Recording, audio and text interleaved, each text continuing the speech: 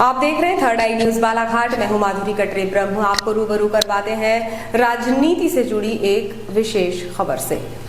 मध्य प्रदेश चुनाव में जहां कांग्रेस प्रदेश में 18 सालों से सत्ता में बैठी भाजपा सरकार की सत्ता विरोधी लहर से जीत देख रही है, तो वहीं भाजपा जन कल्याणकारी कार्यों और लाडली बहना योजना और किसानों की धान के दामों में की गई बढ़ोतरी को गेम चेंजर बताकर जीत का दावा कर रही है। हालांकि रुझान राजनीतिक दलों के दावों के विपरीत नजर आ रहे हैं, लेकिन क्रिकेट और राजनीति में एक समानता ये है कि खेल के अंतिम समय तक कुछ भी कहा नहीं जा सकता है। इसी तरह रुझान और दावों में कितनी सच्चाई है, ये तो आने वाले 3 दिसंबर को होने वाली मतगणना के बाद साफ हो पाएगा।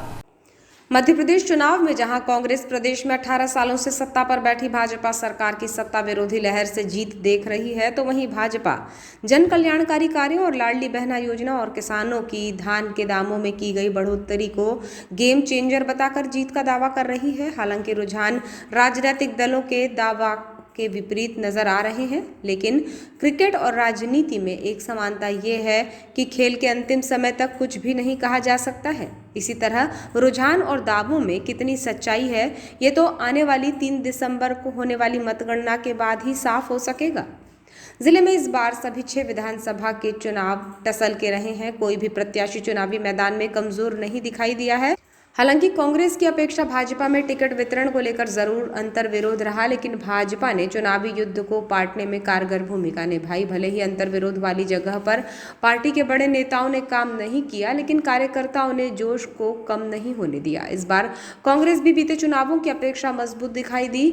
जीत का सेहरा तो प्रत्याशी ही बांधेंगे, लेकिन हार का ठिकरा किस पर फूटेगा, ये एक बड़ा सवाल है। भाजपा जिलाध्यक्ष सत्यनारायण अग्रवाल और कांग्रेस कार्यकारी जिलाध्यक्ष राजा सोनी ने जिले की सभी 6 विधानसभा बालाघाट, वारासिवनी, कटंगी, परसवाड़ा, बैहर और लांजी में जीत का दावा किया है।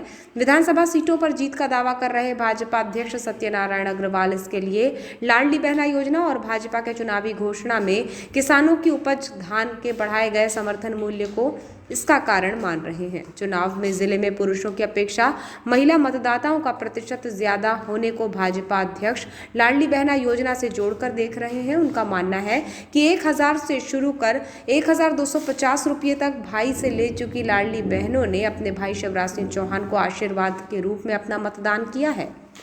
मुख्यमंत्री शिवराज सिंह चौहान की ये योजना इस चुनाव की गेम चेंजर होगी। उन्होंने कहा कि योजना से लाभान्वित महिलाओं ने न केवल स्वयं बल्कि उनके परिवार के वोटों को भी परिवर्तित करने में अपनी महती भूमिका निभाई है। भारतीय जनता पार्टी 6 सीट में जीत रही है। हमारे जो कार्यकर्ताओं के जो बूथ पर जिस कार्यकर्ताओं ने काम किया है उससे हमने पूरा फीडबैक लिया है। उस आधार पर हम कहना चाहते हैं कि करीबन हर मंडलों से जो स्थिति आ रही है, हर मंडलों में हम ज़्यादा से ज़्यादा बूथ जीतने जा रहे हैं। तो इससे आकलन हमारा आ रहा है कि हम 6 विधानसभा जीतने जा रहे हैं। कोई किसी विधानसभा में कोई डर? मैंने पिछली बार भी कहा था कि हम पहले लांजी और बैहर को वीक मान रहे थे, पर अब जो रिपोर्टिंग आ रही है उसमें हम लांजी और विधानसभा में भी फाइट में आ गए और हम वो विधानसभा भी क्या किस योजना का फायदा मिला है आपको? योजना का फायदा एक तो भारतीय जनता पार्टी जो विषय लेके गई, हमने विकास को लेकर लोगों के बीच में गए, हमने जो काम किया उस विषय को लेके गए। और लाडली बहना और कहीं ना कहीं किसानों को की मांग थी कि 2500 रुपये जो कांग्रेस ने धान का बोला है वह भारतीय जनता पार्टी भी उसकी घोषणा करे, पर भारतीय जनता पार्टी ने एक आगे कदम बढ़ के उसका 3100 रुपये की घोषणा की। वो किसानों में भारी उत्साह है। तो यही आपको फायदा मिलता दिखाई दे? फायदा हमारा पूरी, मैंने कहा ना, हमारा कार्यकर्ता ज़मीन तक लगा और हमारी जो विकास की हमने बात जो की है कि हमने हर वर्ग, सबका साथ, सबका विकास, सबका प्रयास और सबके विश्वास के साथ जो जनता के बीच में गए हैं इस विषय को लेकर कि हमने सबका विकास किया है। एक गरीब कल्याण की बात हम जब करते हैं तो भारतीय जनता पार्टी का मैंने बार बार कहा है कि हम अंतिम छोर के व्यक्ति की चिंता करते हैं। हमारी पार्टी की नीयत सही, नीयत साफ, और उसके कारण ही कि आज हम गरीब परिवार को अगर देखने जाएं तो एक गरीब परिवार आज कहीं ना कहीं उसका स्तर बढ़ा है। उसके कारण उसने भारतीय जनता पार्टी के पक्ष में मतदान किया है। वहीं जिला कांग्रेस कमेटी के कार्यकारी अध्यक्ष राजा सोनी ने भी जिले की 6 विधानसभा सीटों पर कांग्रेस की जीत का दावा किया है। उनका कहना है कि नारी सम्मान योजना की नकल कर शिवराज सरकार ने लाडली बहना योजना चुनाव के 3 महीने पहले शुरू की, जिससे जिले की महिलाओं ने लॉलीपॉप बताते हुए नारी सम्मान योजना पर विश्वास जताया है। वहीं किसानों ने बीते 15 महीने की कांग्रेस सरकार में की गई कर्ज माफी पर विश्वास जताया है और उन्हें उम्मीद है कि प्रदेश में कांग्रेस की सरकार बनते ही सभी किसानों का कर्ज माफ होगा। हालांकि एक सवाल के जवाब में अध्यक्ष सोनी ने कहा कि हमें किसी भी सीट पर कोई असमंजस नहीं है। चुनाव के परिणाम में कांग्रेस प्रत्याशियों की जीत होगी और प्रदेश में कांग्रेस की सरकार बनेगी।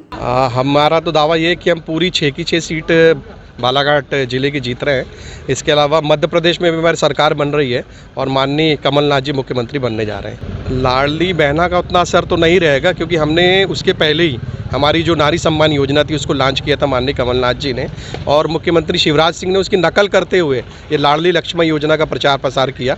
और सभी जानते हैं कि चुनाव के 3 महीने पहले उन्होंने इस योजना को लॉन्च किया है, जिसका बहुत लाभ हमारी महिला शक्ति को नहीं मिला है। और वो भी भली भांति इस चीज़ को जान रहे हैं।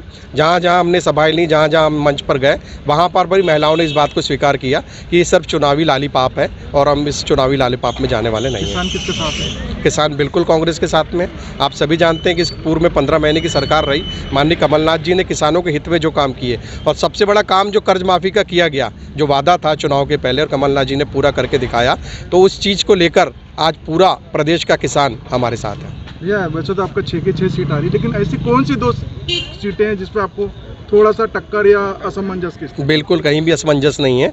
अभी ज़्यादा दिन है नहीं, अब रिजल्ट आने में आप देखेंगे कि पूरी 6 की 6 सीट हम जीत के जाएंगे यहाँ से। फिलहाल जिले में चुनाव के संघर्षपूर्ण मुकाबले का विजेता कौन होगा ये तो 3 दिसंबर को ही साफ होगा, लेकिन मतदाताओं की खामोशी और भारी मतदान ने जरूर राजनीतिक दलों को चिंता में डाल दिया है और उनकी ये चिंता मतगणना के बाद ही दूर होगी।